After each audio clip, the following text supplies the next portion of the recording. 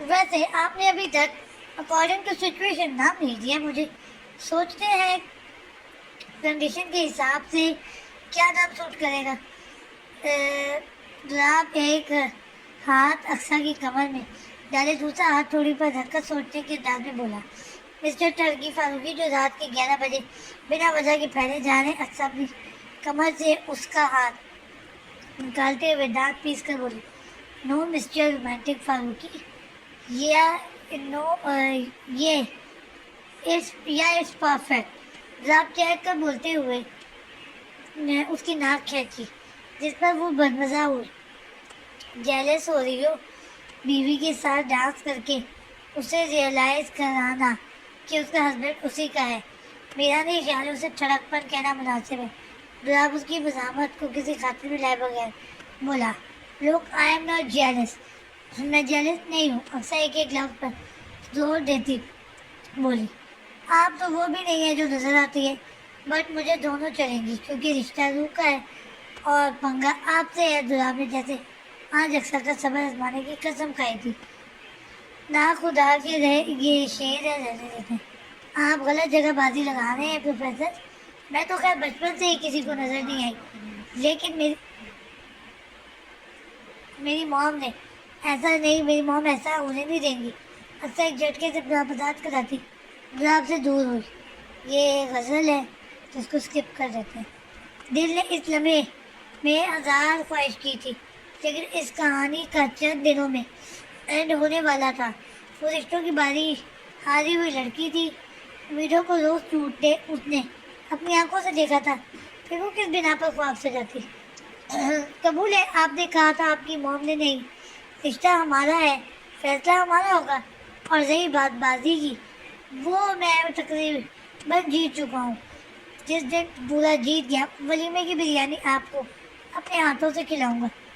آپ پرعزم ہوا. ہاں ولیمہ. آپ اپنے یہ ڈائلاگ بازی میرے شیر جوان محافظ کے سامنے کیوں نہیں کرتے؟ اکیلی لڑکی دیکھ کر لائن مار رہے اکثر بات ٹالنے کو پرانی ٹون رہی، جس پر دھوپ چھاؤں سی لڑکی کو آنکھیں سکیڑ کر دیکھا. میڈم آپ کا شیر جوان بلا بلا. محافظ خود دم دبا کر میدان سے بھگائے. اب میدان صاف ہوگا تو کون کافر موقع گوائے، وہ بھی تب جب ملکیت آپ کی ہو. جو آپ نے دوبارہ اقصیٰ کو جکڑنا چاہا، لیکن اقصیٰ اس سے پہلے ہی ڈریسنگ میں بند ہوئی. ڈر گئی تھی گریٹ اقصیٰ دلاب فاروقی صاحبہ. دلاب نے اس کی تیزی پر کہکا لگایا.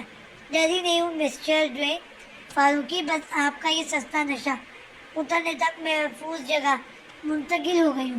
اقصیٰ نے اندر سے ہی جوابی کارروائی کی. دل کے ویرانے کو کے لیے غالب یہ خیال اچھا ہے. آج ہے باہر میں اسٹڈی بھی جا رہا ہوں. دلاب مسکراتے ہوئے باہر نکل گیا.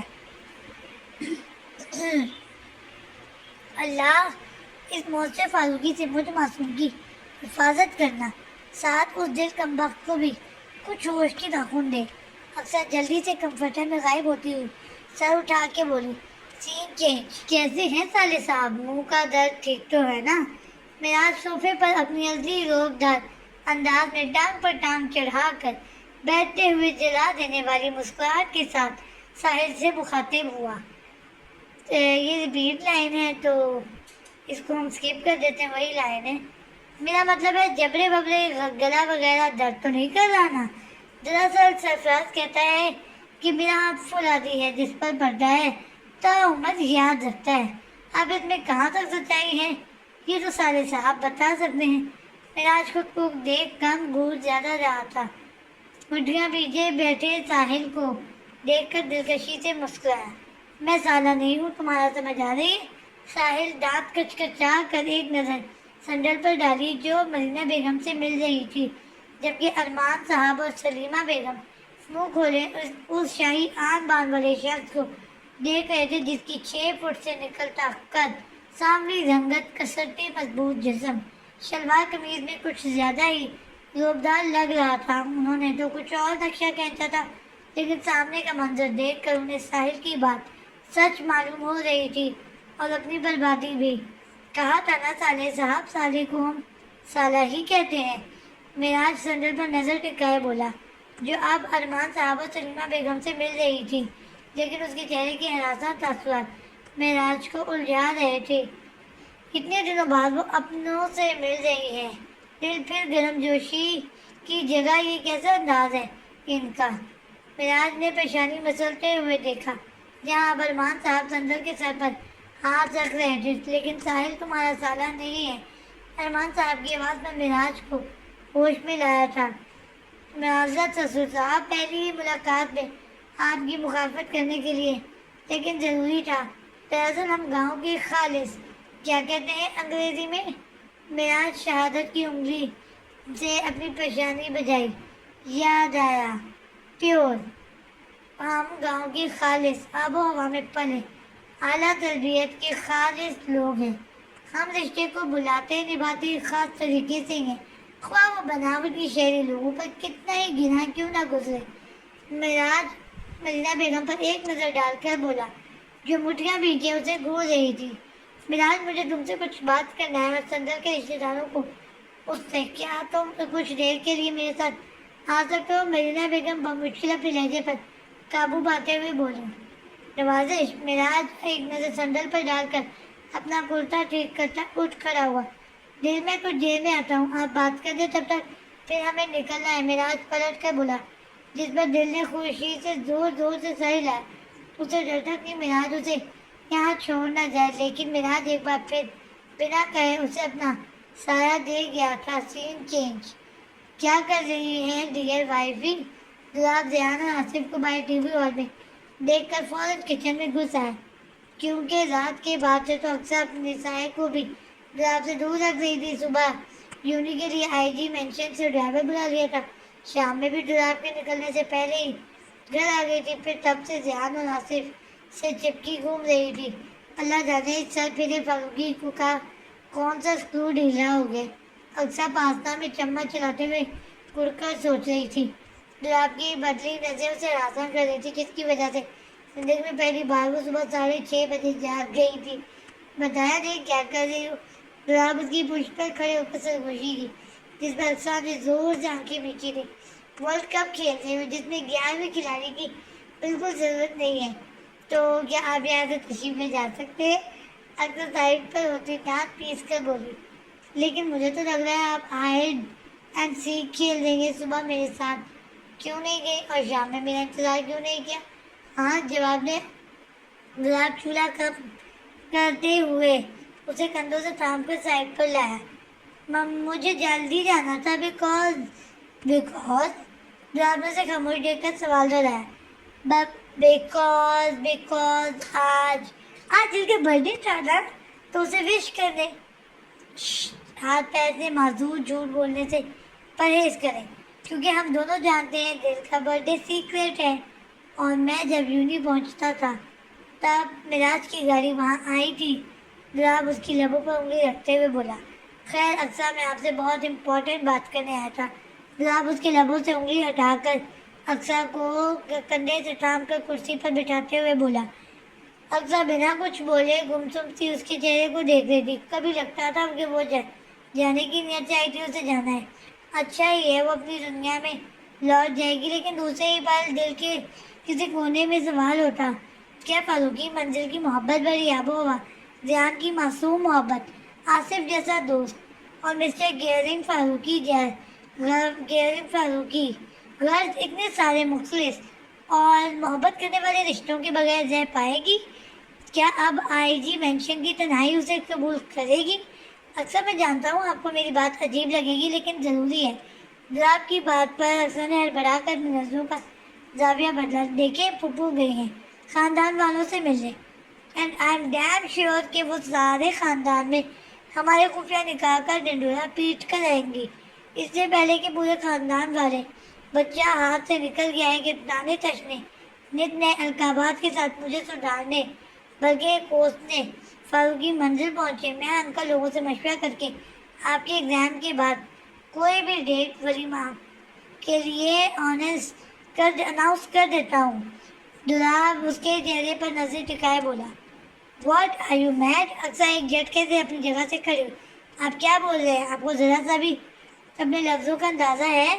آج سے ٹھیک 15 دن بعد میری فاروقی منزل سے ہمیشہ کے لیے آگے نہیں. ڈراب فوراً اس کے منہ پر ہاتھ رکھا. اکثر کا رد عمل اس کی توقع کے عین مطابق تھا، لیکن ولیمے کی بات اس نے چھیڑی ہی اس مقصد سے تھی کہ اکثر کے ذہن سے واپسی کا والا فطور نکل جائے. وہ یہ سوچے کہ وہ کیا چاہتی ہے، یہ نہیں کہ مزنہ بیگم کیا چاہتی ہے. وہ چاہتا تھا کہ وہ بجائے امید ٹوٹنے کے ڈر سے اپنے جذبات کو چھپانے کے کھل کر اپنے خواب سجائے، جس کے لیے لازمی تھا کہ وہ فاروقی منزل کو اپنا گھر سمجھے، نہ کہ سرائے. مجھے اپنے لفظوں کا بخوبی اندازہ ہے. ولیمہ کرنا سنت ہے اور میں یہ سنت بڑی دھوم دھام سے ادا کرنا چاہتا ہوں. دلاب نے اسے واپسی کی کرسی پر بٹھایا، جس سے وہ دوسرے ہی پل کھڑی ہو گئی تھی. آپ سچ میں پاگل ہو گئے؟ مجھے آپ سے کوئی بات ہی نہیں کرنی. میں جا رہی ہوں آج ہی اپنی پیکنگ کرنے، تاکہ آپ کے ذہن میں یہ بات بیٹھے کہ آپ نے اکثر اکمل کو واپس چھوڑنے کے لیے لایا تھا.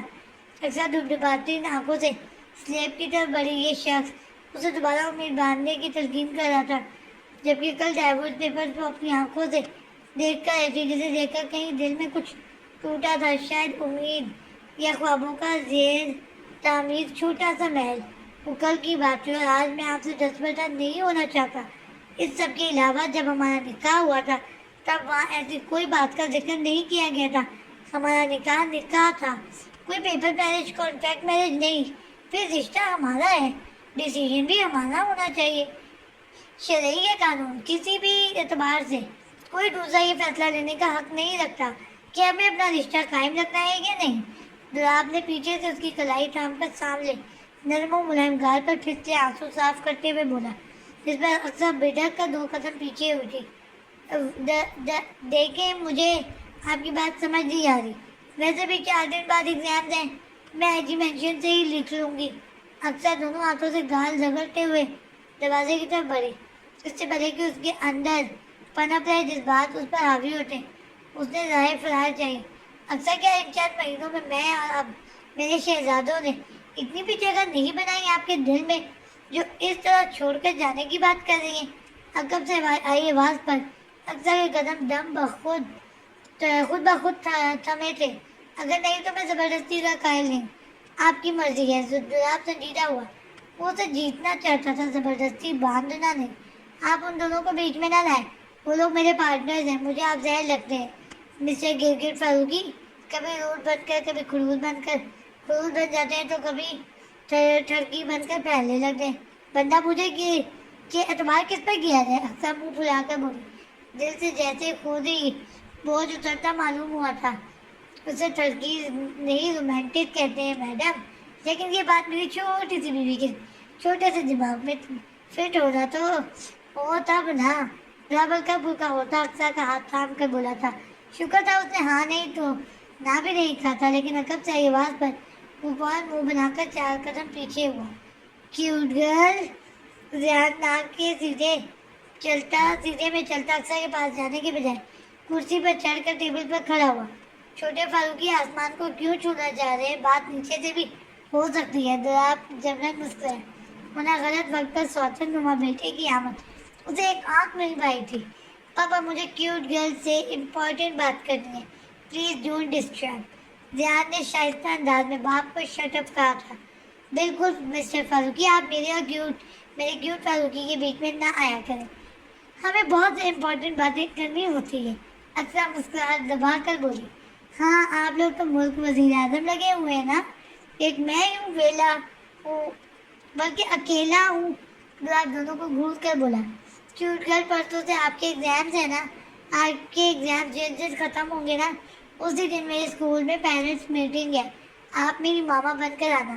میں آپ کو سب سے ملاؤں گا. میں نے اپنے سارے فرینڈس کو بتایا کہ میری ماما آئے گی، تو آپ آئیں گی نا؟ زیاد چیک کر بولا، جس پر اکثر نے غور سے اس کا چہرہ دیکھا جو خوشی سے چمک رہا تھا. چمکتی آنکھوں میں سوال تھا، امید تھی، خوشی تھی. اکثر نے زور سے اس بات میں سر ہلایا، جس پر زیاد نے یاہو کا نعرہ بلند کرتے ہوئے اس کے گال کا بوسہ لیا تھا. سچ میں سوتن میز ہے میرا. میں نے صرف ہاتھ پکڑا تھا، کباب میں ہڈی چلا آیا. اب میری نظروں کے سامنے میری بیوی کی کسی لے رہا ہے. دلاب نے آنکھیں سکیڑ کر دونوں ماں بیٹے کا پیار دیکھا، پھر ہولے سے مسکرا دیا. بے شک اللہ جو کرتا ہے اچھے کے لیے کرتا ہے. محبت توجہ کو ترسی. اکثر کو اتنے لوگوں کا پیار مل گیا تھا. ریان کو ایک دوست ایک ماں مل گئی تھی اور دراب کے سنجیدہ ٹھہری ہوئی جامع زندگی میں شرارتی ٹھنڈی ہوا کے جھونکے جیسی لڑکی. لیکن ہر محبت امتحان کے مرحلے سے لازمی گزرتی ہے. اب ان کی محبت کا کیا ہوگا یہ تو وقت بہتر جہاں بتانے والا تھا. سین چینج. میراج یہ تم کیا کر رہے تھے بلکہ تم یہاں کیا کر رہے ہو؟ مرینا بیگم ہاں. ہال میں پہنچتے ہی بیچی آواز میں استفسار کیا. کتنی مشکل سے انہوں نے سندر کے چاچا کو مطمئن کیا تھا کہ کچھ دنوں کی بات ہے لیکن میراج کے اندازوں نے کیا خود مرینا بیگم کو خوفزدہ کر رہا تھا. بنا بلائے تو بہت دور کی بات ہے. حاضری کرنے پر بھی میراج سکندر بہت کم خوش نصیبوں کی دعوت قبول کرتا ہے. اب اگر آپ کا حافظہ کمزور ہے تو صبح صبح 7 بادام کھایا کریں. خاطر کو فائدہ نظر آئے گا. اور رہی بات کیا کر رہا تھا تو اپنے سسرالیوں سے ملاقات کر رہا تھا. میراج مرینا بیگم کو سلگاتا اطمینان سے صوفے پر اپنے مخصوص انداز میں ٹانگ پہ ٹانگ چڑھا کر بیٹھا. تم جانتے ہو ساحل کون ہے؟ سندر کا منگیتر تھا. تم اسے مرینا بیگم نے مٹکا بھیج کر خود پر قابو پایا. ورنہ میراج کی بات ہمیشہ بی پی شوٹ کر جاتی تھی. صاحب کا منگیتر چاچی صاحب اور میں دلکش اور شرعی محافظ اور مجھے اس پھٹی پینٹ جعلی ڈاکٹر پر ذرا اعتبار نہیں. اس لیے خود پر جبر کر کے یہاں آیا ہوں کیونکہ دل کی حفاظت کے لیے میں ہزاروں ناپسندیدہ کام کرنے کو تیار ہوں. میراج اطمینان سے بولا جس پر مرینا بیگم نے آنکھیں سکیڑ کر اسے دیکھا. اس دنیا میں ایک اقصیٰ اور ایک میراج تھے جو پیدا ہی انہیں دو بدو جواب دے کر ان کا دل جلانے کے لیے ہوئے تھے. اگر تم بھول گئے ہو تو یاد دلا دوں پچھلے 7 سالوں سے سندر انہی کے پاس تھی اور آئندہ زندگی میں بھی اسے وہی گزارنی ہے. اور ساتھ میں تم بھی کھایا کرو تاکہ ٹیمپریری زبردستی گلے پر ایک شوہر ہو. یہ بات تمہارے میموری میں اسٹور رہے. مرینا بیگم تمسخر اڑاتی نظروں سے میراج کو دیکھا جس کی رگیں تنی ہوئی تھی. 7 سالوں سے دل ان کے پاس ہے اسی لیے وہ ایسی ہے. ثبوت نہیں ہے میرے پاس اور نہ ہی گواہ. جس دن دونوں میں سے کچھ بھی مل گیا نا اس جعلی فرنگی ڈاکٹر کا آپریشن میں خود کروں گا. دیکھیے گا آپ. میراج اٹھ کر مرینا بیگم کے مقابل کھڑا ہوا. اور ایک بات ذہن نشین کر لے. دل میری تھی دل میری ہے اور دل ہی میری رہے گی. اسے مجھ سے آپ تو کیا وہ خود بھی الگ نہیں کر سکتی. خدا اور رسول صلی اللہ علیہ وسلم کو حاضر نازل مان کر نکاح کیا ہے. ممی نہیں ہے جسے آپ توڑ دیں گی. اور اگر یہ پھٹی پینٹ والا بیچ میں آیا اسے بیچ سے ہی چیر دوں گا. میراج دانت پیس کر کہتا اپنی چادر درست کرتا ڈرائنگ روم کی طرف بڑھا. جب مرینا بیگم کے زہر خون الفاظ پر اس کے قدم تھمے. کس بنا پر اتنا اچھل رہے ہو؟ یاد نہیں تمہیں آخری فیصلہ سندر کا ہوگا تمہارا نہیں. اور میں کیا گارنٹی کے ساتھ کہہ رہی ہوں سندر نے تمہیں قبول کرنا تو بہت دور کی بات ہے. تم سے کھل کے بات بھی نہیں کی ہوگی کیونکہ وہ اپنا اسٹینڈرڈ جانتی ہے. شاید آپ جب نانی بنے گی تبھی آپ کو یقین ہوگا. تو خوشخبری کا انتظار کریں پھر کیونکہ گارنٹی میں منہ زبانی نہیں دیتا. میراج جلا دینے والی مسکراہٹ کے ساتھ بول کر واپس مڑا. پھر کچھ سوچ کر پیچھے پولیس قریب میں مرینا بیگم کی طرف مڑا. افسوس چاچی صاحب آپ نہ اچھی آنی بن پائیں اور نہ ہی ماں. وقت ہے ابھی بھی آنکھیں کھولیں اور اطراف کا جائزہ لیں. سچ اور دھوکے میں شاید فرق سمجھ آ جائے. میراج سنجیدگی سے کہتا ڈرائنگ روم میں داخل ہوا جہاں سندر سکڑی سمٹی سلیمہ بیگم کے پہلو میں بیٹھی تھی. میراج کو دیکھتے ہی اس کے عناصر چہرے پر پہلا اطمینان میراج کے شک کو کچھ اور پختہ کر گیا تھا. چلے دل 7 بج گئے. میراج گھڑی پر وقت دیکھتا ہوا سندر سے مخاطب ہوا جس پر ساحل اور ارمان نے دانت پیسے. ارمان صاحب نے دانت پیسے. سندر کہیں نہیں جائے گی. یہ کوئی جو تمہارے ساتھ رہے گی. سلیمہ بیگم کھڑی ہو رہی سندر کا ہاتھ دبوچتے ہوئے بولی. آج ہی تو سندر 22 سال کی ہوئی تھی. ہاتھ آئے خزانے کی چابی کو کیسے جانے دیتے؟ معذرت ساسو ماں لیکن پرسوں سے دل کے امتحانات ہیں. ان کی کتاب حویلی میں ہے اس لیے ہم ابھی نکل رہے ہیں. دل جا کر بیگ لے آئے. میراج نے نرمی سے سندر کا ہاتھ پکڑ کر صرف کھڑا کیا جس پر سندر ساری لاٹھی وہاں سے نکل گئی. تم اس کے ساتھ زبردستی نہیں کر سکتے میراج. مرینا بیگم نرمی سے بولی. اور نہ لہجے کی آگ میراج نے بہت اچھے سے محسوس کی. ہاں بالکل، ابھی تو وہ آئی ہے ہمارے ساتھ، ٹائم اسپینڈ کرے گی. تمہیں اپنے گاؤں کے بغیر نیند نہیں آتی تو تم جاؤ. ساحل دانت کچ کچا کر بولا. مجھے اپنی بیوی کے بغیر نیند نہیں آتی. اس مسئلے کا دوسرا کوئی حل نہیں ہے. اور رہی بات وقت ساتھ گزارنے کی، تو سارے صاحب آپ چلے آئے گاؤں. سنا ہے شہری لوگوں کو گاؤں دیکھنے کا بڑا شوق ہوتا ہے. اپنا میڈیکل ضرور لے کر آئیے گا.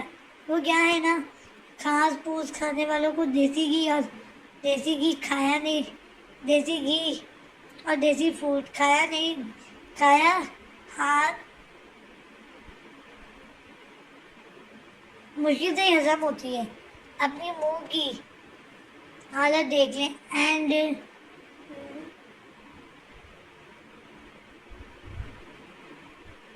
اینڈو ماں نیکو کا نشہ معلوم ہو رہا ہے.